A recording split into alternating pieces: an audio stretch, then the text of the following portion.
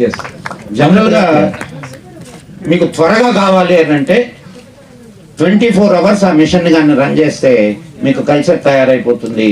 మామూలుగా రోజుకు ఒకసారి కానీ చేస్తూ ఉంటే 5 రోజులు లేదా 7 రోజుల్లో మీకు ఈ గోకృపామృతం తయారవుతుంది. अभी हम दूसरे चरण की बात करेंगे. सेकंड के हमारा दर्शन है एक गाय एक एकड़. वो क्यों और ये कल्चर बना भी कैसे, वो एक विषय थोड़ा छूट गया था, मैं पहले बता देता हूँ. पंचगव्य का शास्त्रों में वर्णन है. पंचगव्य मतलब दूध, दही, गोबर, गौमूत्र, घृत.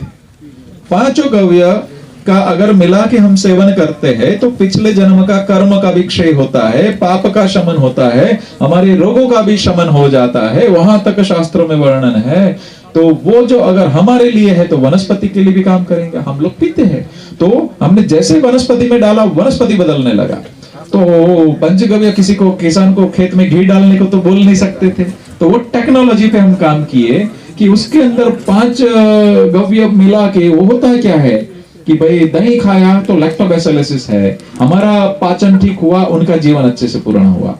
गोबर में 1 ग्राम में 100 करोड़ से 4000 करोड़ बैक्टीरियाज है, उसमें कुछ पैथोजेंस भी है, तो वो वैक्सीनेशन का भी काम करते हैं. तो होता क्या कि भाई ये बैक्टीरिया के कल्चर के ऊपर हमने काम किया, तो कुछ विशेष गोत्र की गायों का पंचगव्य और 21 औषधियों को समन्वय करके ये बैक्टीरिया को एक्सट्रैक्ट किया है कि जो लाइफ साइकिल आपके घर पे बहुत अच्छे से मेंटेन होगा वो ये बैक्टीरिया है. तो गाय माता का सबसे बड़ा दिया हुआ आशीर्वाद ये आपके लिए लेके आए. ఇది ఎలా తయారు చేసామో మీకు ముందు చెప్పలేదు, ఇప్పుడు చెప్తున్నాను. పంచగవ్యాలు వీటి గురించి మీ అందరికీ తెలుసు. పాలు, పెరుగు, నెయ్యి అండ్ గోమయం, గోమూత్రం, ఈ 5 పంచగవ్యాలు అని చెప్తారు. వీటిల్లో ఉండేటటువంటి బ్యాక్టీరియాలో మంచివి ఉంటాయి, కొన్ని చెడ్డవి ఉంటాయి. కానీ ఈ బ్యాక్టీరియాని ఎలా ఉపయోగించుకోవాలి, ఇప్పుడు నెయ్యిలో ఉన్నటువంటి బ్యాక్టీరియా ఇందాక అనుకున్నాం మనం లాక్టోబాసిలస్ అని, మన కడుపులో ఉన్నటువంటి ఆహారాన్ని జీర్ణం చేసేటటువంటి క్రిమి ఏదైతే ఉందో దాన్ని లాక్టోబాసిలస్ అంటారు. లాక్టోబాసిలస్ లో 2 రకాలు ఉంటాయి, లాక్టోబాసిలస్ పోరోజిన్స్, లాక్టోబాసిలస్ ఇస్టోఫిలస్. ఈ లాక్టోబాసిలస్ ఇస్టోఫిలస్ మనం తాగే మజ్జిగలో, మనం తినే పెరుగులో ఇవి లాక్టోబాసిలస్ ఉంటాయి. ఇలా వీటిల్లో ఉన్నటువంటి మనకు మంచి చేసేటటువంటి ఏవైతే బ్యాక్టీరియాస్ ఉన్నాయో, అంటే ఇప్పుడు మిమ్మల్ని ఈ పంచగవ్యాలతోటి వ్యవసాయం చెయ్యి అనగానే మిమ్మల్ని నెయ్యి మీ పొలంలో వేయండి, పెరుగు మీ పొలంలో వేయండి అని చెప్పలేం కదా, అది సాధ్యమయ్యేటటువంటి పని కూడా కాదు. కాబట్టి వీటిల్లో ఉన్నటువంటి మంచి బ్యాక్టీరియాని వేరు చేసి 21 ఔషధుల్ని దానితో కూర్చి ఇప్పుడున్నటువంటి గోకృపామృతాన్ని కల్చర్ చేసి తయారు చేసాం. तो कभी कोई भ्रम न रहे कि ये क्या लेके आए हैं, क्या बातें कर रहे हैं, ऐसा नहीं है. गौ माता का आशीर्वाद है. ठीक है. दूसरा चरण हमारा है गोबर. गोबर एक गाय एक एकड़ का हमारा दर्शन है. और जो जटिल, जिसमें बहुत ज्यादा उत्पादन लेना है गन्ना जैसा, उसमें 2 गाय का 1 एकड़ का गोबर का है, मतलब 4 टन 1 गाय गोबर देगी. देखिए ये बैक्टीरिया है या कोई भी पद्धति कर रहे, तो बैक्टीरिया का खुराक क्या होता है, कार्बन होता है. कार्बन कहाँ से मिलता है, तो वनस्पति के कचरे से मिलता है, गाय के गोबर से मिलता है, भैंस के गोबर से मिलता है. लेकिन देशी गाय के गोबर में ही 1200 कंपाउंड है. देशी गाय के मूत्र में ही 5100 कंपाउंड है. तो अगर वनस्पति के कचरे में 50 कंपाउंड है तो बैक्टीरिया को खाने को एक लेवल से ज्यादा नहीं मिलेगा, तो दिक्कत होगी. तो ये बैक्टीरिया आपके फील्ड में जाके क्या खाएंगे, तो देशी गाय का गोबर और गौमूत्र का जो कंपोस्ट करके खाना है वो खा करके आजीवन शाश्वत विकास की तरफ जाएंगे. अदरवाइज क्या होगा, बैक्टीरिया आपने डाला, परिणाम मिलेगा, जादू के जैसे दिखेगा कि यस मिल रहा है, पर लंबा नहीं टिकेगा. तो ये बैक्टीरिया को खाने के लिए आपको हमेशा गोबर देना है और देशी गाय का गोबर देना है. वो कैसे देना है वो पद्धति हम करा रहे.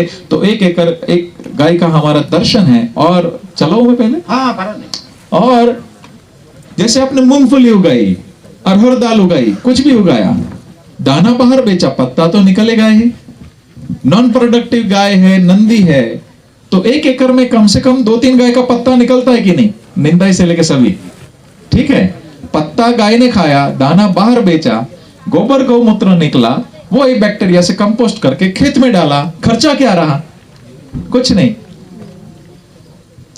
बहुत कम खर्चे में ये पैटर्न चलेगा। वो कैसे करना, जैसे एक गाय 4 टन गोबर देती है, छोटी गाय है तो 2 टन देगी, 8000 लीटर गौमूत्र देगी, ठीक है, और छोटी है तो 4000 लीटर देगी। तो करना क्या है, 2 फीट ऊंचा 2 फीट चौड़ा लंबा लाइन कर देना। तो बीच में कट कर लूं कि नहीं, कंटिन्यू। तो 2 फीट ऊंचा 2 फीट चौड़ा लंबा लाइन करना है खाद का, कोई पेड़ के नीचे, धूप नहीं लगना चाहिए, पेड़ के नीचे चलेगा, कोई गड्ढा नहीं करना है, नथिंग। ऊपर ग्रीन नेट करेंगे तो भी चलेगा, पेड़ के नीचे करेंगे तो भी चलेगा। तो ये 2 फीट ऊंचा 2 फीट चौड़ा ये खाद कर देना है। उसके अंदर 30 लीटर ये बैक्टीरिया छोड़ देना है, ऊपर 30-40 लीटर छिड़क देना है और उसको गीला रखना है। तो 30 से 60 दिन के अंदर वर्मी कंपोस्ट से भी अच्छा सुपाच्य स्वरूप में खाद बन जाएगा। तो कोल्ड प्रोसेस में होगा, जब हम बड़ा गोबर का ढेर करते हैं उसके अंदर गर्मी होता है ना, तो गर्म होगा तो दूध हम जैसे ही गर्म करते हैं विटामिन B12 से लेके 50% कंपाउंड उड़ जाता है। पास्चराइज करेंगे बहुत सारा चीज चला जाता है।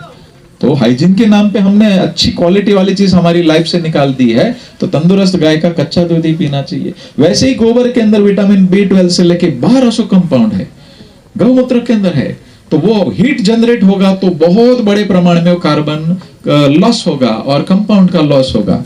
तो ये ठंडी प्रोसेस में जब खाद पकेगा तो सुपाच्य स्वरूप में काफी कंपाउंड उसके अंदर मेंटेन रहेंगे। वो जब खेत में डालना है तो कैसे डालना है, तो बारिश के पहले ही डालना है, धूप में खाद नहीं डालना है। एरंडा लगाया, कैस्टर लगाया तो वही लाइन में खाद डालना है, पूरे खेत में मत छिड़को। बनाना लगाया तो बनाना की लाइन में ही लगाओ, तो वो बैक्टीरिया और खाद वहीं पे एक्टिवली काम करेंगे। तो एक गाय 1 एकड़, तो हमेशा क्या होगा, बैक्टीरिया को हर साल 4 टन गोबर मिलता गया, तो शाश्वत विकास दिन ब दिन आपके अच्छा होगा, आपके बच्चे के पास उससे और अच्छा भूमि होगा, उसके बच्चे के पास और अच्छा भूमि होगा। तो ये शाश्वत विकास की बातें है। ये दूसरे चरण में गाय का गोबर बहुत ही कम खर्चे में आपके घर पे ही प्रोड्यूस होगा। మనం ఇంతకుముందు కూడా తెలుసుకున్నాం, 1 గ్రాము ఆవు పేడలో, దేశీ ఆవు పేడలో 100 కోట్ల నుంచి 4000 కోట్ల వరకు సూక్ష్మ క్రిములు ఉంటాయి. 100 కోట్ల నుంచి 4000 కోట్ల వరకు బ్యాక్టీరియా ఉంటుంది. ఇప్పుడు భూమిలో ఉండేటటువంటి అనేక సూక్ష్మ క్రిములకు ఆహారం ఏమిటంటే ఈ గోమయమే. ఇటువంటి గోమయాన్ని ఎలా మనం తయారు చేసుకోవాలి అనేది, గోమయ ఎరువుని ఎలా తయారు చేసుకోవాలి అనేది ఇక్కడ చెప్పబడింది. గోమయంలో 1200 కాంపౌండ్స్ ఉన్నాయి, గోమూత్రంలో 5100 కాంపౌండ్స్ ఉన్నాయి. అంటే ఎంత శక్తివంతమైనటువంటి వస్తువులు మన గోమాత మనకి ఇస్తుందో మీరు అర్థం చేసుకోవచ్చు. దీన్ని 2x2 మీరు ఇప్పుడు ఈ గోమయంతో ఎరువుని ఎలా తయారు చేసుకుంటాము అనేది చెప్తున్నాను. 2x2 అంటే 2 అడుగుల లోతు, 2 అడుగుల వెడల్పు. 2x2 2 అడుగుల లోతు, 2 అడుగుల వెడల్పు. పొడుగు మీరు ఎంతైనా తీసుకోండి. దాంట్లో ఈ ఆవు పేడను, గోమయాన్ని వేసి, లేదు ఇంకేదైనా మీ ఇంట్లో ఉన్నటువంటి ఆర్గానిక్ మెటీరియల్స్ దాంట్లో వేస్తూ ఉండండి. అలా లోతు అని అంటే మీరు ఎత్తు అంటే కట్టడం అవుతుంది, లోతు అంటే తవ్వడం అవుతుంది.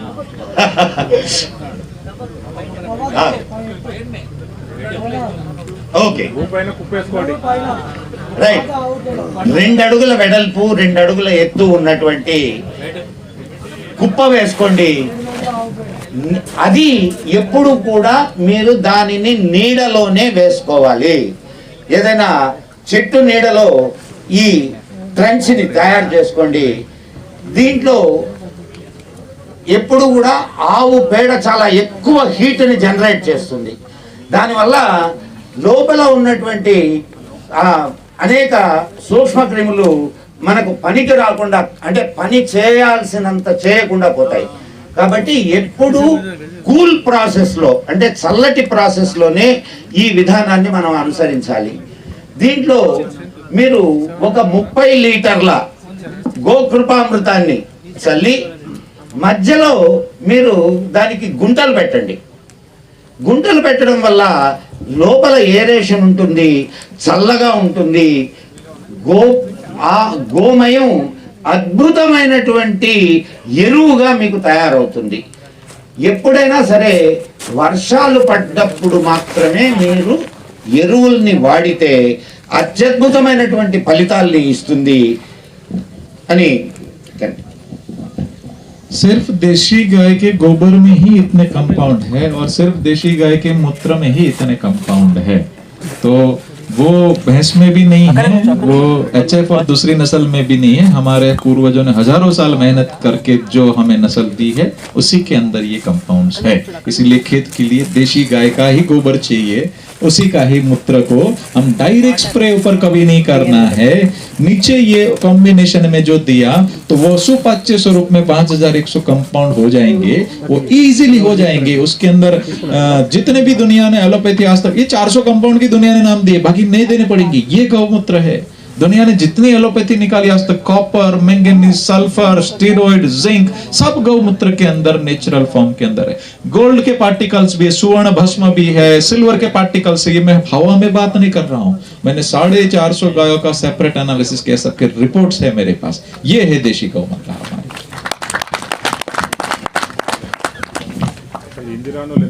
రానోళ్ళు ఎంతమంది ఉన్నో చేయొచ్చు వెళ్తాయి ఈజీగా, తక్కువ మంది ఉంటారు.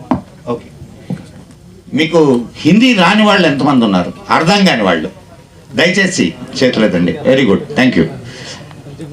ఇక్కడ మనం గోబర్ మీన్ ఆవు పేడ అంటే దేశీ ఆవు పేడ మాత్రమే. ఇది గుర్తుపెట్టుకోండి. ఎందుకు దేశీ ఆవు పేడ, దేశీ ఆవు గోమయం, గోమూత్రం అని అంటున్నామంటే, ఒక్క దేశీ ఆవు గోమయం గోమూత్రముల్లోనే ఈ 5100 కాంపౌండ్స్ ఉన్నాయి. సల్ఫర్, జింక్, ఫాస్ఫేట్ అండ్ చివరికి గోల్డ్ పార్టికల్స్, దిస్ అంటే బంగారము, వెండి. ఇప్పటి వరకు 4000 కాంపౌండ్స్ మాత్రమే కనుగొనడం జరిగింది. కానీ మన గోమూత్రంలో 5100 కాంపౌండ్స్ ఉన్నాయి.